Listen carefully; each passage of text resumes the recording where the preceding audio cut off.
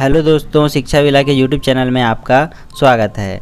आज हम देखेंगे पंचायती राज व्यवस्था के बारे में। तो सबसे पहले हम देख लेते हैं कि पंचायती राज व्यवस्था जो है उनमें ग्रामीण क्षेत्रों के लिए किस प्रकार और शहरी क्षेत्रों के लिए किस प्रकार विभाजन किया गया है। तो मान लीजिए कि यह जो अंडाकार यहाँ पर दिखाई दे रहा है आकृति, यह एक जिले का मानचित्र है और इसमें जो ये शैडो एरिया दिखाई दे रहा है ब्राउन कलर में, यह जो है वह ग्रामीण क्षेत्र हैं, यानी कि गाँवों से बने क्षेत्र हैं। ठीक है, ये जो है वे बीच बीच में हैं। तो इन क्षेत्रों में यानी कि ग्रामीण क्षेत्रों की प्रशासन के लिए पंचायती राज व्यवस्था प्रारंभ की गई है और शेष जो सफ़ेद क्षेत्र हैं जो कि इस अंडाकार क्षेत्र के अंदर स्थित हैं, इनके लिए शहरी राज व्यवस्था लागू की गई है। ठीक है, इन ग्रामीण क्षेत्रों में सबसे छोटी जो पंचायत होती है उसे ग्राम पंचायत कहते हैं। यह जो ग्राम पंचायत है उसमें एक गांव या एक से अधिक गांव हो सकते हैं। इनमें निश्चित जनसंख्या के आधार पर ग्राम पंचायत का गठन होता है। उसके बाद ये सभी जो ग्राम पंचायतें होती हैं वे एक तहसील विकासखंड क्षेत्र के अंतर्गत जितने भी ग्राम होते हैं उनको मिलाकर एक जनपद पंचायत बनता है और एक जिले के अंदर जितने भी ग्रामीण क्षेत्र होते हैं उनके जनपद पंचायत को मिलाकर जिला पंचायत बनता है।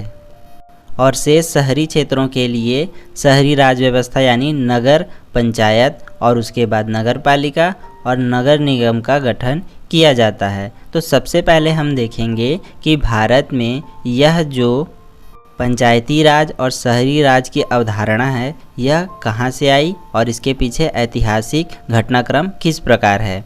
तो सबसे पहले हम भारत में इसका प्रारंभ देख लेते हैं।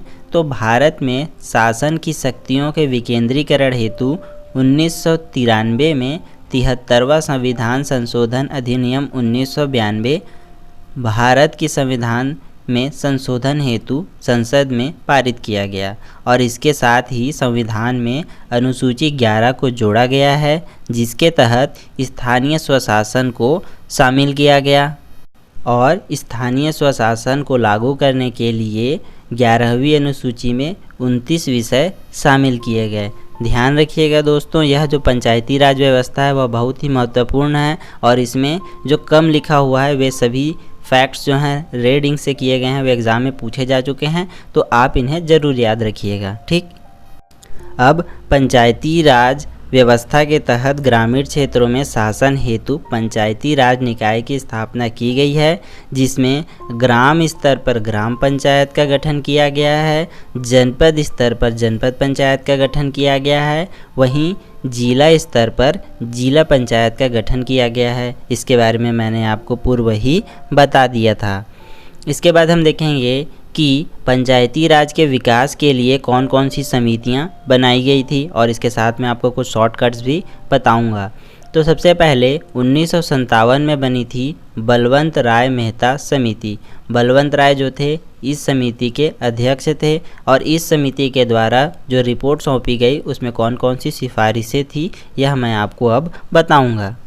इस समिति की सिफारिशों में पंचायती राज पद्धति के लिए 3 स्तरों का गठन करने की बात की गई थी, यानी कि ग्रामीण स्तर पर ग्राम पंचायत, ब्लॉक स्तर पर जनपद पंचायत या पंचायत समिति और जिला स्तर पर जिला परिषद या जिला पंचायत। और यह भी कहा गया कि जिला परिषद जो है उसका अध्यक्ष जिलाधिकारी या जिलाधीश को होना चाहिए। यह 2 सिफारिशें बलवंत राय मेहता के द्वारा की गई थी, जो कि आपके एग्ज़ाम पॉइंट ऑफ व्यू से बहुत ही महत्वपूर्ण हैं। इस समिति के द्वारा जो सिफारिशें की गई उसके आधार पर राजस्थान के नागौर जिले में 2 अक्टूबर 1959 को पंचायती राज की स्थापना की गई और उस समय जो तत्कालीन प्रधानमंत्री थे यानी कि पंडित जवाहरलाल नेहरू, उनके द्वारा इसका शुभारंभ किया गया था। राजस्थान के बाद आंध्र प्रदेश दूसरा राज्य था जहां पर पंचायती राज व्यवस्था का प्रारंभ हुआ। बलवंत राय मेहता समिति के बाद अशोक मेहता समिति का गठन किया गया, जो कि दिसंबर 1977 में गठित हुई। इस समिति की सिफारिशों में बलवंत राय मेहता समिति की सिफारिशों से कुछ भिन्नता थी। इसमें त्रिस्तरीय पद्धति के स्थान पर द्विस्तरीय पद्धति को लागू करने की बात की गई और राज्य स्तर के नीचे लोक निरीक्षण के लिए जिले को ही प्रथम बिंदु बनाया जाना चाहिए, ऐसा इस समिति की सिफारिशें थी। इस समिति में एक महत्वपूर्ण सिफारिश यह भी की गई थी कि पंचायती राज संस्थाओं के पास आर्थिक स्रोत के रूप में कराधान की अनिवार्य शक्ति होनी चाहिए, यानी कि जो पंचायती राज के तहत निकाय हैं उनको राज्य के ऊपर अधिक निर्भर न रहना पड़े। इसके बाद यहाँ पर जनसंख्या के आधार पर अनुसूचित जाति और अनुसूचित जनजाति के लिए आरक्षण की बात की गई थी और साथ ही पंचायती राज संस्थाओं को संवैधानिक मान्यता देने की सिफारिश की गई थी। ठीक है। इसके बाद तीसरी जो समिति थी वह थी GVK राव समिति। तो GVK राव समिति ने पंचायती राज संस्थाओं की कमज़ोर होने की बात कहकर इसे बिना जड़ की घास कहा था। तो आपसे एग्ज़ाम में पूछा जा सकता है कि बिना जड़ की घास पंचायती राज संस्थाओं के लिए किस समिति ने कहा था, तो यह कहा था GVK राव ने। तो इसके लिए शॉर्टकट ट्रिक है कि GVK राव का जो जी है वह घास को संकेती G = घास। ठीक है। इसके बाद एक अन्य सिफारिश की गई थी कि पंचायतों के गठन हेतु नियमित रूप से चुनाव कराने की बात कही गई थी। इसके बाद जो चौथी समिति थी वह थी LM सिंघवी समिति। इन्होंने ग्राम पंचायतों को आत्मनिर्भर बनाने हेतु आर्थिक सहयोग प्रदान करने की सिफारिश की थी। तो इन समितियों के बारे में एक सीक्वेंस पूछा जाता है एग्ज़ाम में कि कौन सी समिति का गठन पहले हुआ था और उसका क्रम किस प्रकार था। तो इसका एक शॉर्टकट है, इसे बैग्स से याद रख सकते हैं, या जो आपको बैग्स दिखाई दे रहा है इससे आप आसानी से याद रख सकते हैं। बलवंत राय मेहता समिति, अशोक मेहता समिति, GVK राव समिति और LM सिंघवी समिति। ठीक है। इसके बाद दो अन्य समितियों का भी गठन किया गया था। पहला है थुंगन समिति और दूसरा है गाडगिल समिति। एग्ज़ाम में आपसे पूछा जा सकता है इन दोनों समितियों का नाम देकर कि इनका संबंध किस प्रकार के सुधार से था या किससे संबंधित था। तो आप याद रखिएगा, थुंगन समिति और गाडगिल समिति का संबंध पंचायती राज निकायों की स्थापना और सिफारिशों से है। इन समितियों की यानी कि जितनी भी समितियां बनी उनकी सिफारिशों के आधार पर 73वां संविधान संशोधन अधिनियम 1992 के रूप में पारित हुआ और यह 24 अप्रैल 1993 को प्रभाव में आया। तो 24 अप्रैल 1993 का यह डेट आपको याद रखना होगा क्योंकि यह एग्ज़ाम में पूछा जा चुका है। अब हम इस अधिनियम के पारित होने से संविधान में क्या क्या बदलाव हुए उन्हें देख लेते हैं। तो इस अधिनियम के पारित होने पर संविधान में नया खंड 9 जोड़ा गया और यह जो खंड था उसका नाम था पंचायतें। ठीक है। और इसके साथ ही अनुच्छेद 243 से अनुच्छेद 243 अड़ा तक नए प्रावधान शामिल किए गए। यह जो अधिनियम पंचायती राज व्यवस्था के लिए लागू हुआ, इससे राज्य के नीति निदेशक तत्व के अंतर्गत अनुच्छेद 40 में जो बातें कही गई थी यानी कि ग्राम पंचायतों के गठन के संबंध में, इसे जो है वह लागू कर दिया गया। ठीक है। इसके बाद एक क्वेश्चन जो है वह एग्ज़ाम में बार बार पूछा जाता है कि पंचायती राज अधिनियम को लागू करने वाला पहला राज्य कौन सा था। तो पंचायती राज अधिनियम को लागू करने वाला पहला राज्य मध्य प्रदेश था, आप याद रखिएगा। और 1994 में मध्य प्रदेश विधानसभा में इसके लिए अधिनियम भी पारित किया गया। इसके बाद हम देखेंगे कि आगे किस प्रकार की जो प्रक्रिया है वह मध्य प्रदेश में हुई। तो 24 जनवरी 1994 को मध्य प्रदेश के राज्यपाल के द्वारा इसके लिए अनुमति प्रदान की गई और 25 जनवरी 1994 को ठीक एक दिन बाद मध्य प्रदेश के राजपत्र में पहली बार पंचायती राज अधिनियम का प्रकाशन हुआ। यह जो है एग्ज़ाम में पूछा जा चुका है, इसे भी आप याद रखेंगे।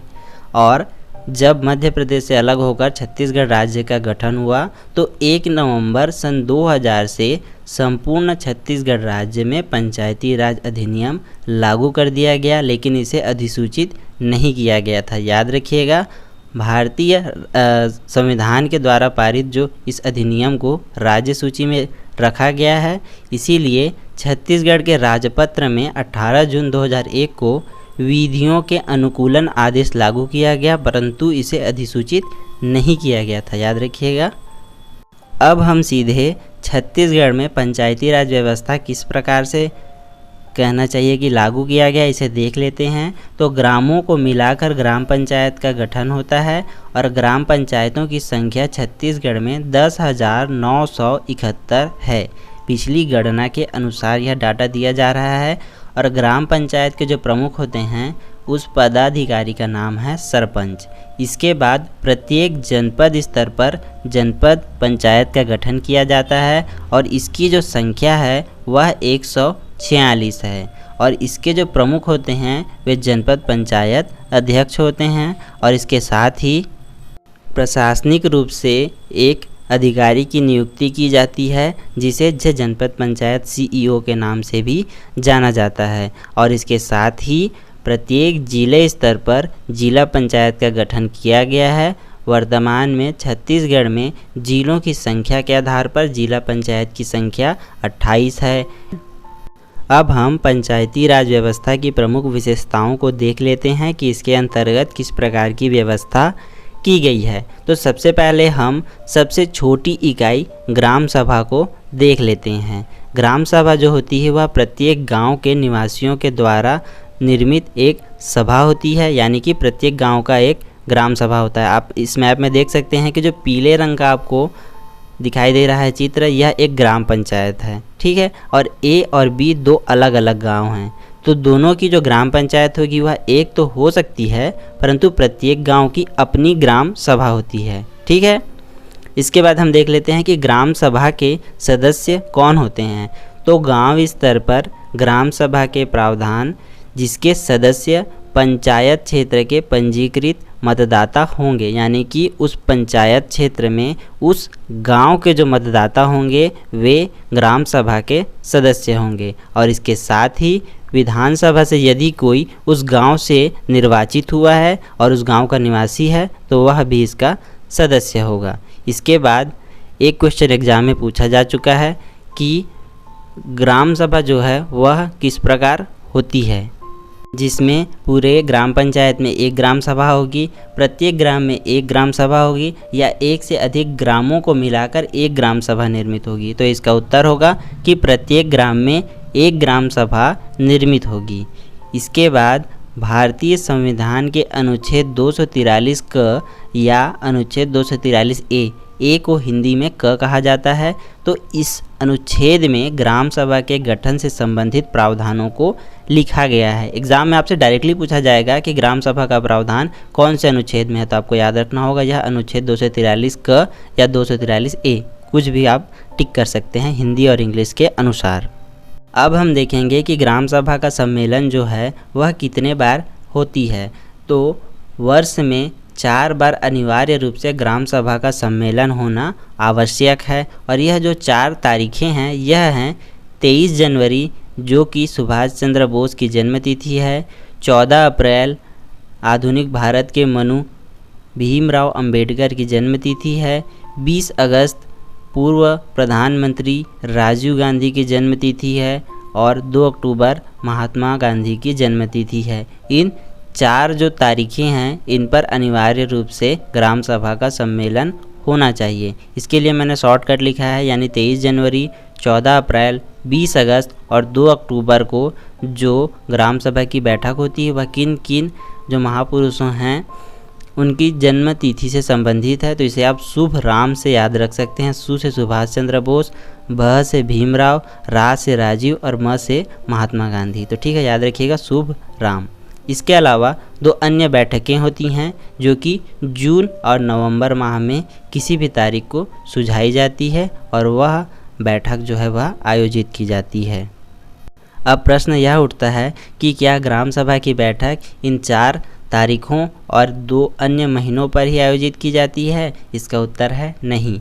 बैठकों की जो मांग है वह ग्राम सभा के द्वारा भी की जा सकती है और जनपद पंचायत, जिला पंचायत या जिला कलेक्टर द्वारा आदेशित किए जाने पर भी की जा सकती है। तो पहला जो नियम है उसके अनुसार ग्राम सभा की बैठक में यदि ग्राम सभा के कुल सदस्यों का 1/3 सदस्य, मान लीजिए कि 100 सदस्य अगर ग्राम में हैं तो 34 सदस्य, ठीक है, तो 1/3 सदस्य कुल सदस्यों का, ठीक है। यदि लिखित में मांग करें तो 30 दिनों के भीतर ग्राम सभा का सम्मेलन जो है वह आयोजित होगा। और अगर जनपद पंचायत, जिला पंचायत या कलेक्टर द्वारा आदेशित किया जाए कि आप ग्राम सभा की बैठक रखिए, तो 30 दिनों के भीतर ग्राम सभा का सम्मेलन कराना आवश्यक है। ठीक है। अब ग्राम सभा के लिए गणपूर्ति या कोरम क्या होता है, यह मैं आपको बताऊंगा। तो वह न्यूनतम जनसंख्या जिनकी उपस्थिति में पंचायत का कार्य शुरू किया जा सके, उसे गणपूर्ति कहा जाता है। यानी कि ग्राम में जितने भी पंजीकृत मतदाता होंगे, जितने भी सदस्य होंगे ग्राम सभा में, उसके जितने सदस्य आ जाने पर पंचायत का कार्य शुरू किया जा सकता है, उसे गणपूर्ति कह देंगे। ठीक है। तो कुल सदस्य संख्या का 1/10, जिसमें से 1/3 महिलाएं होनी आवश्यक हैं। इसे आप इस प्रकार समझ लीजिए कि यदि एक गांव में 100 सदस्य हैं, तो उनमें से अगर 10 सदस्य भी आते हैं तो गणपूर्ति पूर्ण हो जाती है और बैठक प्रारंभ की जा सकती है। लेकिन उन 10 सदस्यों में से 3 सदस्य जो है वह महिलाएं होनी आवश्यक है, तब गणपूर्ति पूर्ण हो गई, ऐसा माना जाता है। ठीक है। और ग्राम सभा में जो गणपूर्ति का उत्तरदायित्व होता है, यानी कि गणपूर्ति पूरी होनी चाहिए, यह जो होता है वह ग्राम पंचायत के पंच और सरपंचों का होगा। ठीक। ग्राम सभा के सम्मेलन की तारीख, स्थान और समय निर्धारित करने का जो अधिकार होता है वह सरपंच का होता है। और अगर यदि किसी परिस्थितिवश सरपंच अनुपस्थित हो तो वह अधिकार उप सरपंच का होता है। और अगर मान लीजिए सरपंच और उप सरपंच दोनों ही अनुपस्थित हैं, तो उस स्थिति में ग्राम पंचायत के सचिव द्वारा सम्मेलन की तारीख, स्थान और समय का निर्धारण किया जाता है। ठीक है। यहाँ तक तो हमने देख लिया कि ग्राम सभा क्या होती है। अब हम देखेंगे कि ग्राम पंचायत का गठन किस प्रकार होता है। तो जैसे कि मैंने आपको बताया कि प्रत्येक ग्राम की एक ग्राम सभा होगी, परंतु एक ही गांव से ग्राम पंचायत का गठन हो जाएगा, ऐसा कोई निश्चितता नहीं है। तो यदि मान के चलिए 2 छोटे छोटे गांव हैं तो उनको मिलाकर एक ग्राम पंचायत बन जाता है, और यदि एक बड़ा गांव है तो सिर्फ उसी एक गांव से एक ग्राम पंचायत का गठन किया जा सकता है। ठीक है। यहाँ पर वही बात लिखी गई है जिसे मैंने आपको अभी बताया। इसके बाद जो ग्राम पंचायत के पदाधिकारी होते हैं उनको देख लेते हैं। तो ग्राम पंचायत का जो प्रमुख पदाधिकारी और जनप्रतिनिधि होता है उसे कहते हैं सरपंच। अभी मैंने आपको बताया था कि छत्तीसगढ़ में ग्राम पंचायतों की जो संख्या है वह 10,971 है, और प्रत्येक ग्राम पंचायत में एक सरपंच होता है। यह जो सरपंच होता है उसका निर्वाचन प्रत्यक्ष मतदान के द्वारा होता है। यानी कि एक ग्राम पंचायत क्षेत्र के जो सदस्य होते हैं, जो मतदाता होते हैं, जो ग्राम सभा के सदस्य होते हैं, उनके द्वारा प्रत्यक्ष रूप से वोटिंग करके सरपंच का निर्वाचन किया जाता है।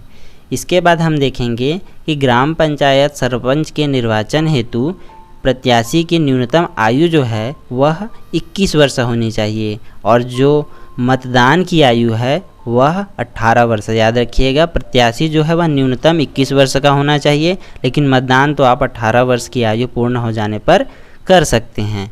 अब किसी भी सरपंच को यदि पंचायत चुनाव में भाग लेना है तो उसे कितने रुपए अदा करने पड़ते हैं, यानी कितने रुपए जमानत राशि के रूप में जमा करने पड़ते हैं।